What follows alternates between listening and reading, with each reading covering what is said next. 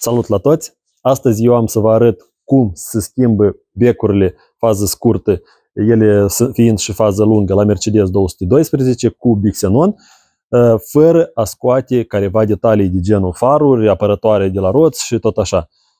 Doar simplu becurile le schimbăm. Eu fac asta nu prima dată, de aceea o să vă pun și cronometru să vedeți cam cât timp poate să ia o astfel de procedură. Ar fi bine de menționat că și temperatura la noi este undeva 10 grade Celsius, ceea ce puțin îngreunează acest lucru, pentru că îngheață mâinile și mâinile acolo trebuie să fie cât de cât elastice, dar totuși e posibil, așa că haideți să începem să vedem cum se face acest lucru.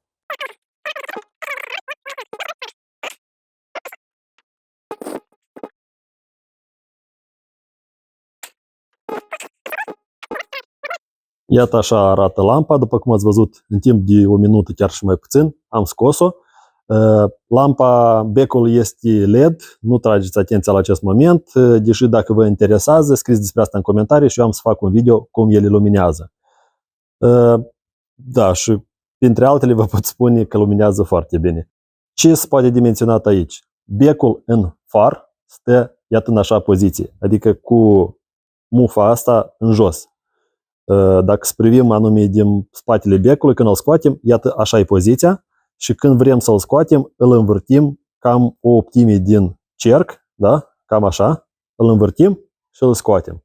Respectiv, când îl punem înapoi, tot în poziția asta semi pe o parte, să-i spun, îl punem înapoi și îl învârtim iarăși așa. După asta verificăm ca becul să stea fix.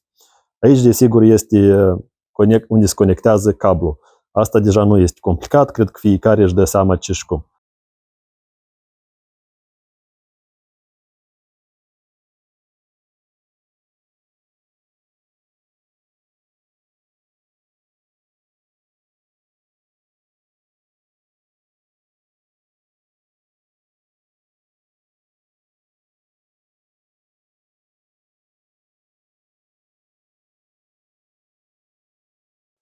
Iată se vede, 3 minute 58, adică 4 minute, să zicem așa, 4 minute pentru a o pune înapoi și 1 minut pentru a o scoate. 5 minute în total la farul din stânga, care menționez, este farul unde se lucrează mai greu decât la cel din dreapta.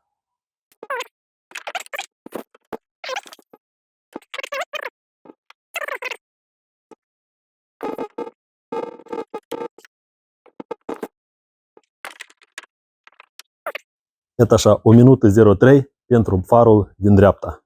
Iată, a ajuns la sfârșit experimentul nostru. V-am arătat că 1 minută la farul din dreapta și 5 minute la farul din stânga este un rezultat real, adică 6 minute, hai să zicem 10 minute este un timp destul pentru a face această procedură lejer, fără mare grabă. Da, este bine de menționat că eu nu fac prima dată, dar să zicem așa cinstit, undeva e a 10-a, 11-a oară, oricum. Cineva care o face pentru prima, a doua oară sau este la început, e posibil, poate să facă asta fără a scoate careva plasticuri, însă poate o să vă ia mai mult timp. În rest, dacă aveți careva întrebări referitoare la această procedură care nu le-ați aflat în video de astăzi, scrieți în comentarii, scrieți cum voi schimbați dacă aveți astfel de mașină sau poate la alte mașini becurile în far și cât timp vă ia această procedură.